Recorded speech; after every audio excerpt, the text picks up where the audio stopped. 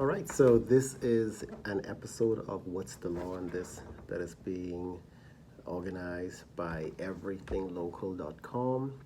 And again, that is the website and mobile app for the Bahamas. So if you were to Google Everything Local Bahamas, the website and the mobile app links will come up. Or you can just go to everything-local.com and you'll have access to the entire platform from there. But you can also scroll down to the bottom of that homepage and you'll see the direct links for the mobile app for your Androids or iOS devices. And I've found since I've been using it that the website has a lot of features, but the mobile app is much easier, so I can just type in what I'm looking for in the mobile app, whether I'm looking for rentals, apartments, Airbnbs, etc., things to try something to know what's happening in the Bahamas. All right, so today the session is What's the Law on This?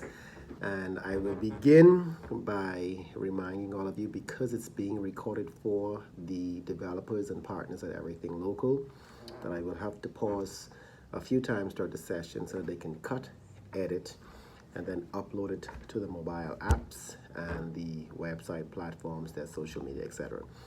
So my name, I'm Renard Eric Henfield. I studied law for 6 years at COB and then in Trinidad and England. I was then called to the bar. I've been practicing law now for 19 years. I've served in Parliament for one term. So I think overall I have about 25 to 30 years in legal experience in different aspects, all right? So what do I do? Obviously I practice and I explain law. I practice in banking law, some about 15 years now, criminal law about 19 years, company law about 15 years as well, contract, family, entertainment, landlord and tenant law, traffic law, etc., tort law, 19 years. How I do it? Well, I do a lot of free legal clinics, and I've been doing it for several years now. In the pandemic, we started a session called What's the Law on This on an online platform called Clubhouse, where twice a week we would allow persons to send us questions on what areas of law they needed explained, and we did that. And I've continued that platform's strategy into Facebook, and now we're including the Everything Local platform for that, for Bahamians who are specifically looking for information about Bahamian law. So we do online sessions via this page and the platform, and then obviously as an attorney you do consultations. Why I do it? Because I think helping people understand the law makes life much easier for them. It also saves court time. It also saves the amount of cases that ought not have been brought to court in the first place. And if persons understand what to expect, as an attorney, it makes dealing with their case much easier because they have realistic expectations and they're not coming to court based on what they saw on American TV or on an American movie, because American law is not like Bahamian law. So why I do it? I do it to help persons understand the law, the process, the evidence that would be required of them at court, and the likely outcome of their cases or situations. Truth be told, I also do it, I guess this is a part of my why, because it's an opportunity for me to advocate for change in laws and processes. For example, I've been advocating for at least a decade now that the magistrate court's ceiling, which is the amount that you can sue for in a magistrate court of $5,000, needs to be increased to $20,000.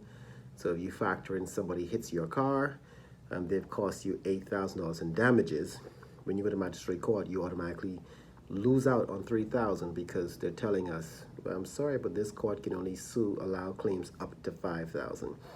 The magistrates that sit in these courts are very intelligent. They can understand any case that comes before them, whether it's 5,000, 10,000, 15, or 20,000, ought not and does not make a difference. So I've been advocating for that for quite some time. Last administration had indicated they would increase. This administration has also indicated they will increase, but we've been hearing that for several years and it hasn't happened as yet. Additionally, I think when it comes to advocating for changing the process in some of the cases that we have is just too slow. and I would love to see things expedited as far as the legal process as well. All right. So I use the sessions to help persons understand the law, the process, evidence, and likely outcomes of their cases, but also to advocate for some changes in laws and processes.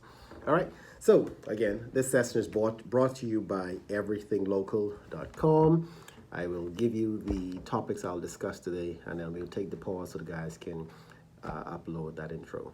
All right, so today we're going to learn about and discuss child support court matters, family law and criminal law for wives, traffic court matters, expunging of criminal records, and petitions to the Prerogative of Mercy Committee as well. Okay, so the recap for today's session, being organized by everythinglocal.com, will address child support court matters, family law and criminal law for wives, traffic court matters, expunging records, and petitions to the Prerogative of Mercy Committee.